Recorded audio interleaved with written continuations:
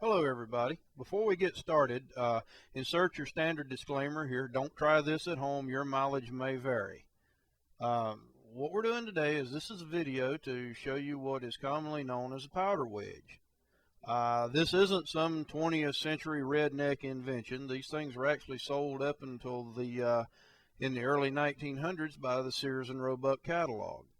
What it's used for is, back in the old days before hydraulics and a lot of stuff like that, fence rails and firewood and things had to be split, and contrary to probably what some of your grandparents and parents have told you about days on end beating on stuff with sledgehammers and wedges and that sort of thing, they were actually most likely doing the same things that lots of Americans have done in the past out in rural areas, and blowing crap up. And this is one of the tools that they use to do it under the guise of getting some work done.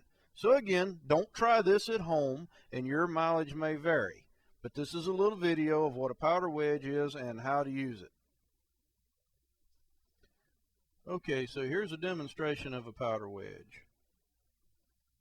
It's just a piece of metal about yay long with a fuse hole in it and a little 1/2-inch counterbore down the center.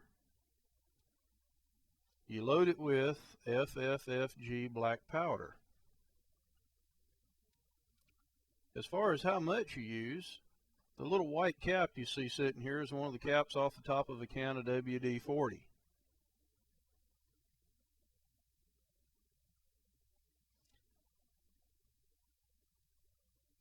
It's kind of hard to do this because I'm holding the camera with one hand. For some strange reason, couldn't get anybody to stand close enough to this thing to film for me. Yeah, a little extra powder there, but that's okay. And we need to get a little piece of paper towel to use as a wadding so that the powder doesn't fall out when we drive the thing into the log. Just kind of stuff it down in there, and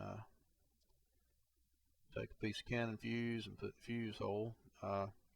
Depending on how fast you like to run and what you consider to be a safe distance, you can figure out your own length. I like to leave enough. Fuse is cheap. Now you're loaded and ready to go. You drive it in the end of the stick of wood about as far as you see here. Backstop it with another piece of firewood to keep it from blowing out and getting lost. Slide the other stick up against it here.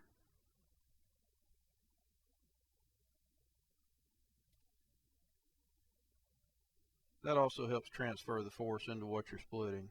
Now the fun starts. Light the fuse. Retreat that safe distance that we were talking about. And we'll zoom in with the camera here so that you can actually see what happens. This first one's pretty quick. So, did you get that, boys and girls? Now, if you notice in the picture, there were some pieces of split wood around. Here's another shot.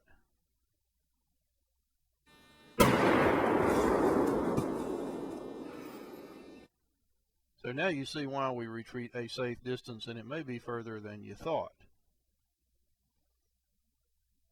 Okay, one more. A wide angle shot here. There you go.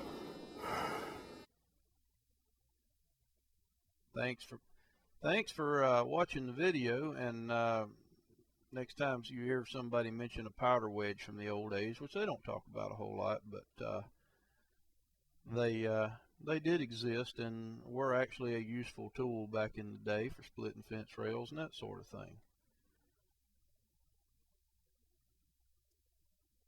And it's good as new, a little dirty, but ready to split again.